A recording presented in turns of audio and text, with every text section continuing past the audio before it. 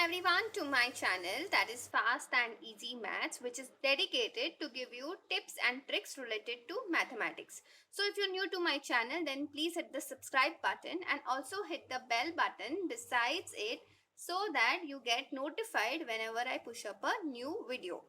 So students, today we are going to talk about, or rather we are going to solve difficult quant questions. Okay, these questions look a bit difficult, but when we actually start solving, I will show you certain tricks with which you will be able to solve these questions in matter of seconds.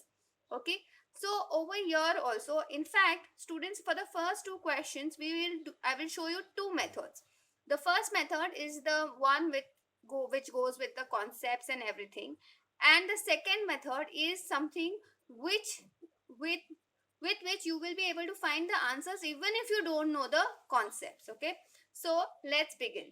The first question is 3 raised to x plus 3 raised to x plus 3 raised to x is equals to how much? Okay, now people who don't understand indices, or rather who have difficulty remembering the concept of indices, might just add 3 plus 3 plus 3, that is 3 plus 3 is 6, 6 plus 3 is again 9, and the answer for them would be 9 raised to x. Okay, but according to law of indices, that is not how your answer will be. Okay, so basically, can I say here the 3 raised to x is getting added for 3 times, correct?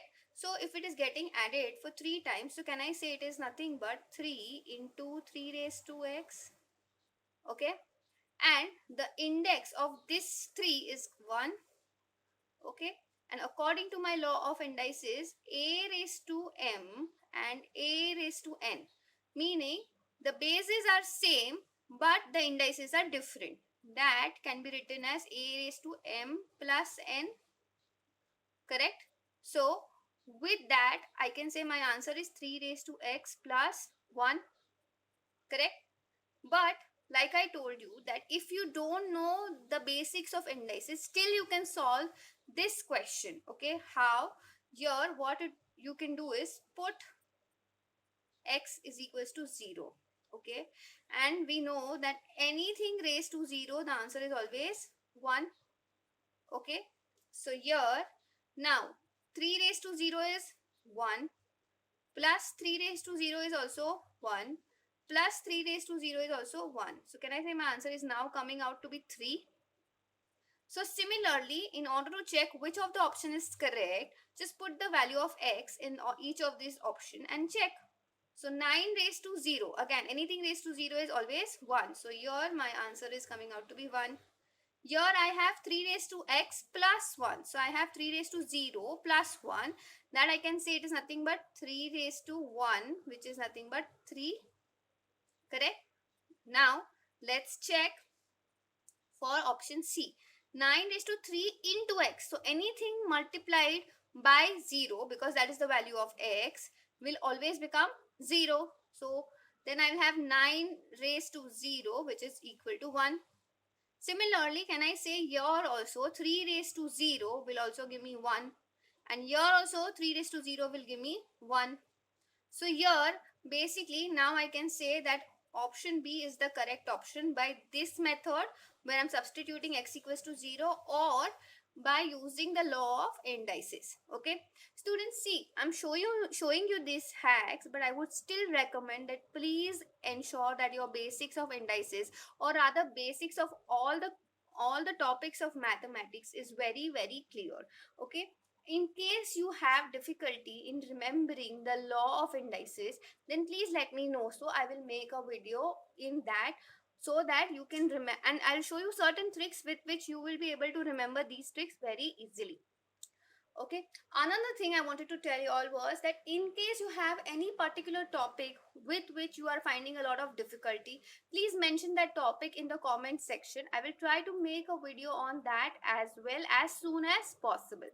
Okay, now before beginning with the next question, in this also I'm going to show you two methods. Okay, so if you're liking the way I'm explaining, then please go ahead and hit the like button, because that gives me tremendous amount of encouragement in making these kind of videos. Also students, you can share these videos with whomever you think this might be very, very useful.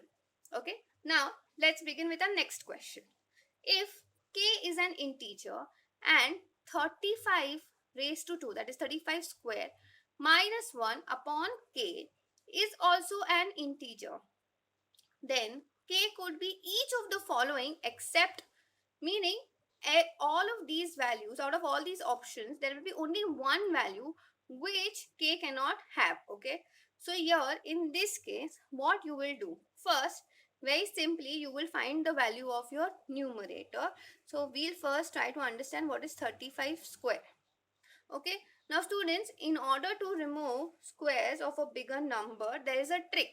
Okay, for that trick also I have made a video, and if you want, I will send a link of that video in the description, and also that link will be mentioned on top. So here 35 can be written as 30 plus 5 the whole square. So now I can write 30 square is nothing but 900, plus 5 square is 25, plus 2 into 5 is 10, 10 into 30 is 300. So here my answer is 900 plus 300 is 1200, plus 25 is 1225. Correct? Students, the way with which I got this is because of that trick. Okay, so I will still tell you all, if you are not understanding how to remove squares of bigger numbers, please go ahead and check that video as well. Okay, now here the numerator has 35 square minus 1, so we'll subtract 1. So my answer is, can I say 1 2 2 4? Now you need to check what value k can have. Okay, or rather in this question, what value of k cannot be possible. Okay, so very simply, we'll try removing the factors of 1 2 2 4. Since this is an even number, you will take divide by 2, so you're getting 6 1 2. Then again I divide by 2, so I'm getting 3 0 6, and then again I will take it by 2 because this is also an even number, so I'm getting 1 5 3. Now as we see, 153 is not an even number, but it can be divisible by 3. How? Because the sum of the digits is actually 9. 1 plus 5 is 6, 6 plus 3 is 9. Okay, and 9 comes in 3 tables. So now we'll try dividing it by 3. So I'm getting 51. Again I'm going to do it by 3 because 5 plus 1 is 6, which also comes in 3 table. So I'm getting 17. Now students, as all of you all know, 17 is a prime number, so I cannot further divide this. So I can say that 1224 has factors 2 into 2 into 2 into 3 into 3 into 17. Correct? So basically, now we'll check which of this option is not coming as an answer, or rather as a factor of 1224. So we check option A, which is 8.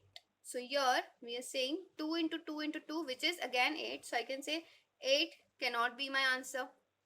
Then 9. So 3 into 3 is 9. So again I can say B option cannot be my answer. 17 also I can directly strike out because 17 is a factor. Then let's check for option C.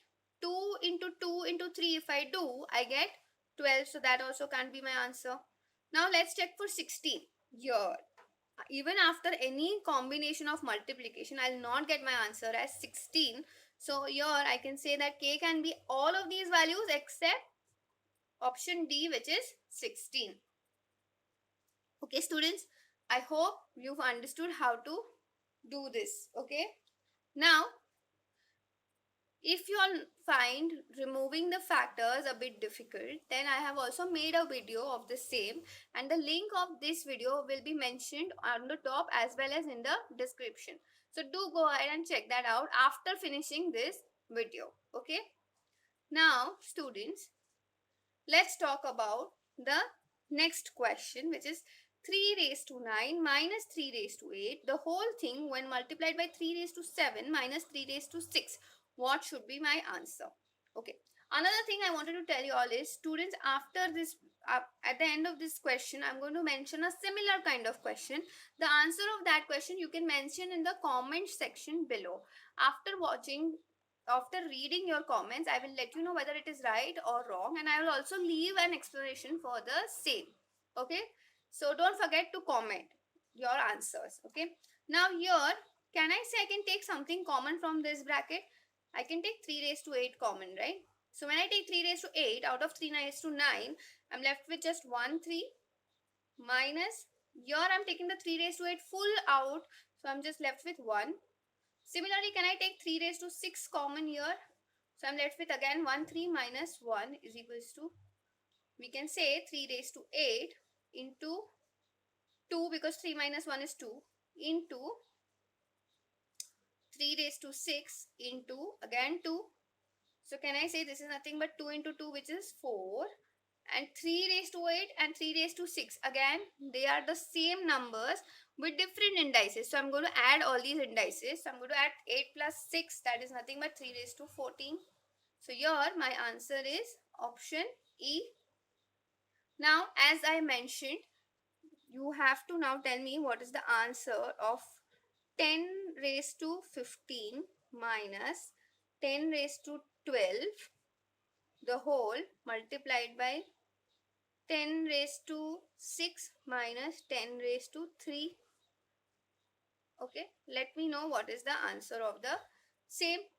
Okay, so students, that's it for this video. Don't forget to like and share these videos to whomever you think this might be useful, because these kind of gestures tell me that you really like the way I'm explaining, and I can keep making these kind of videos. So that's it for this video. I will see you in the next one. Thank you.